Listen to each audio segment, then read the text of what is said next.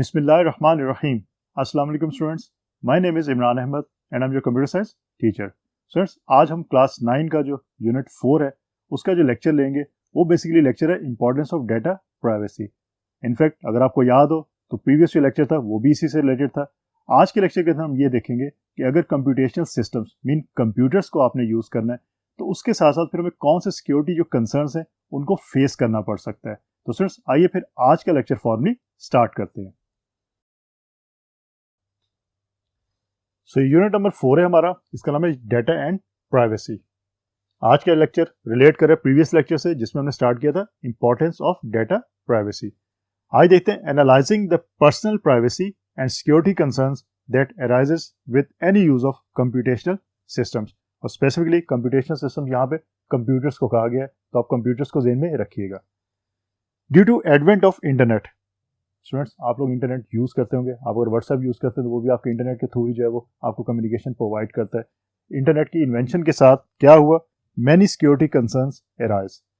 एक बात तो आपको पता होना चाहिए और ये अपने पल्ले से आप बांध लें कि नेटवर्क के ऊपर जहाँ पे आपने डाटा को शेयर करवाना होता है, मैं एक दफ़ा आपके सिर्फ माइंड को रिफ्रेश करने के लिए नेटवर्क की डेफिनेशन थोड़ा सा बता देता हूँ कि दो या दो से ज़्यादा कंप्यूटर्स को आपस में कनेक्ट करना बाय यूजिंग केबल, और विदाउट केबल भी आप यूज़ कर सकते हैं, उसको हम वायरलेस कम्युनिकेशन कहते हैं. और क्यों हम कनेक्ट करते हैं दो या दो से ज़्यादा कंप्यूटर्स को, कि आपस में डाटा को शेयर करवाना. उसके अलावा रिसोर्सेज शेयर भी हो सकते हैं, जिसमें हार्डवेयर शेयर भी हो सकती है. तो याद रखिएगा कि रिसोर्सेज को शेयर करवाना, उसमें इंपॉर्टेंस हम देते हैं डाटा को. तो डाटा को शेयर करना मीन एक कंप्यूटर पे जो डाटा मौजूद है वो दूसरे कंप्यूटर जो है वो उस डाटा को शेयर कर सके या यूज़ कर सके. अब स्टूडेंट्स जहाँ पे शेयरिंग होगी वहाँ पे सिक्योरिटी कंसर्न्स भी होंगे, मीन वहाँ पे लीकेज का भी खतरा है. क्योंकि हो सकता है, पॉसिबल है कि अगर 10 कंप्यूटर्स हैं, 10 के कंप्यूटर्स में से आपके जो 9 कंप्यूटर्स हैं वो तो डाटा जो है वो पॉजिटिव वे में जो है उसको यूज़ करे, लेकिन एक कंप्यूटर ऐसा भी हो सकता है जो उसको नेगेटिव वे में यूज़ करे. तो इसका मतलब है कि आपको फिर अपने डाटा को उस 10th जो कंप्यूटर है उससे सिक्योर करना पड़ेगा. जहाँ पे शेयरिंग होगी वहाँ पे हमेशा ये डर आपको लगा रहेगा कि आपका डाटा जो है वो लॉस ना हो जाए, आपका डाटा जो कोई अनऑथराइज पर्सन उसको यूज़ ना कर ले. सो यही बात यहाँ पे कि due to advent of internet many security concerns arise. We want to secure our data according to following aspects. 3 aspects हैं हमारे पास, बहुत इंपॉर्टेंट वन है, इनको बहुत अच्छी तरह आपने याद रखना है. मैं भी आपको बताता हूँ कौन से हैं. आपके एग्जाम्स के अंदर लाजमी इसमें से क्वेश्चन पूछा जाता है, तो इसको याद रखिएगा. देखते हैं आप कि वो 3 एस्पेक्ट्स कौन से हैं. So let's see. So students 3 aspects कौन से हैं? Confidentiality, integrity and availability.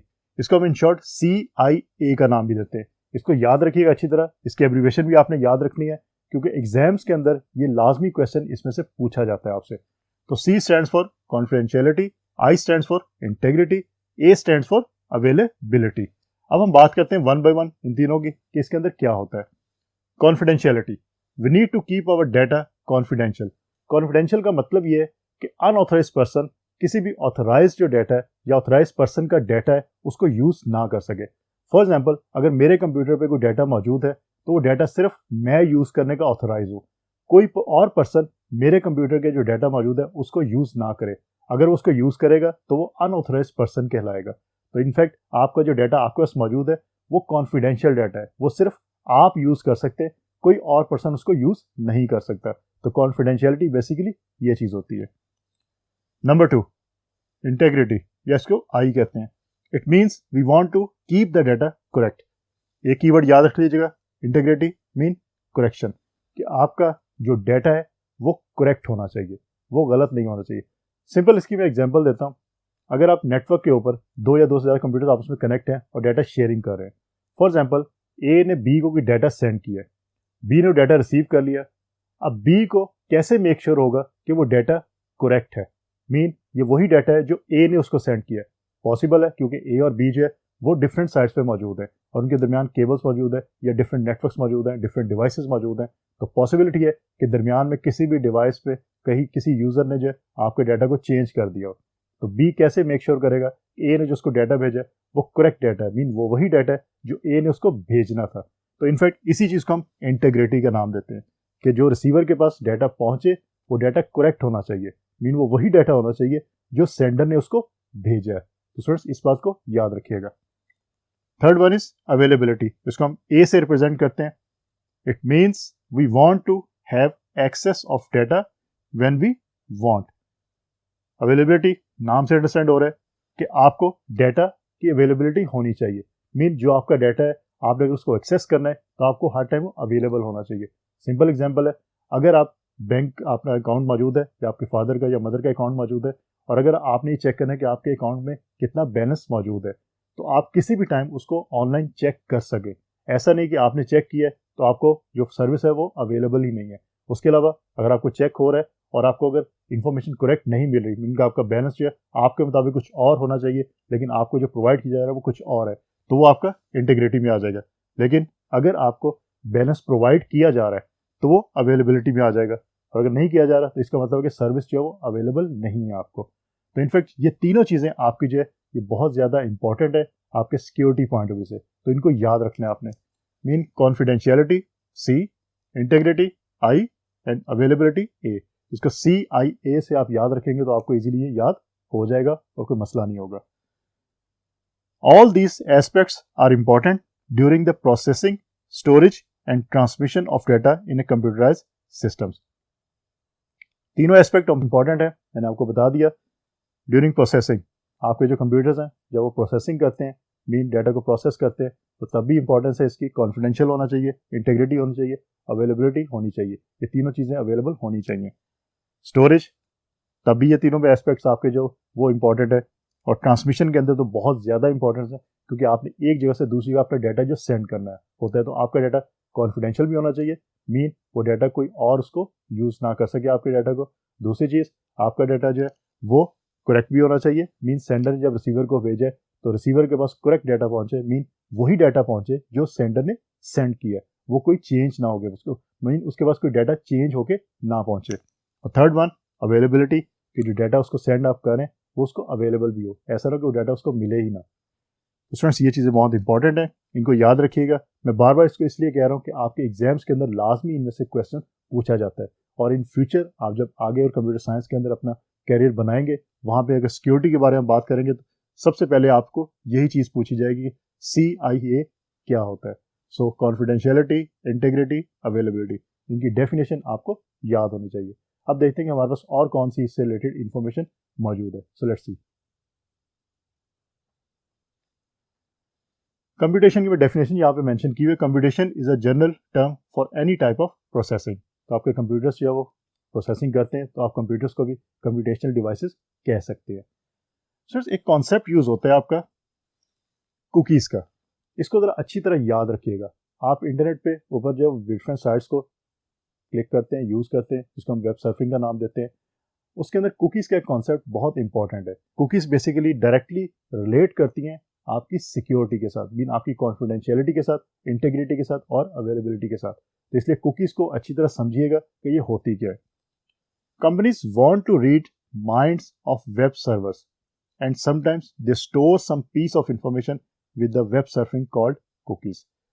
Internet पे जो कंपनीज मौजूद है वो क्या करती है, खास तौर पे जिन कंपनीज ने किसी चीज़ कोई प्रोडक्ट जो सेल करनी हो, वो क्या करती है, जो वेब सर्वर्स होते हैं, मीन जो इंटरनेट पे आप अगर ब्राउजिंग करते हैं, आपने डिफरेंट साइट्स ओपन किया है और डिफरेंट आपने प्रोडक्ट्स को क्लिक किया है और चेक कर रहे हैं, तो कंपनीज आपकी ये इन्फॉर्मेशन अपने पास सेव कर लेती है। और नेक्स्ट है वो ये देखती है कि किस प्रोडक्ट को सबसे ज़्यादा या किस प्रोडक्ट को उससे कम या उससे कम, जो हर प्रोडक्ट को वो लिस्ट बना लेते हैं कि किस प्रोडक्ट को सबसे ज़्यादा जो बार जो देखा गया है। फिर उसकी बेस के ऊपर वो क्या करते हैं कि जब भी आप उस कंपनी की वेबसाइट को ओपन करेंगे वो प्रोडक्ट आपको सबसे टॉप पे नज़र आएगी। तो इसका ये मतलब है कि कुकीज़ की बेस के ऊपर आपकी इन्फॉर्मेशन जो है, जो आपने सर्फिंग की थी, उसकी बेस पे वो डिसाइड करते हैं कि कौन सी इन्फॉर्मेशन जो है वो जो रिसीवर्स हैं या कस्टमर्स हैं उनको पसंद है। उसकी बेस पे वो फिर डिसाइड करते हैं कि कौन सी इन्फॉर्मेशन जो है वो प्रोवाइड करनी होगी अपनी वेबसाइट के ऊपर, फ्रंट पेज के ऊपर। Using cookies companies are able to track purchases and gather personal data.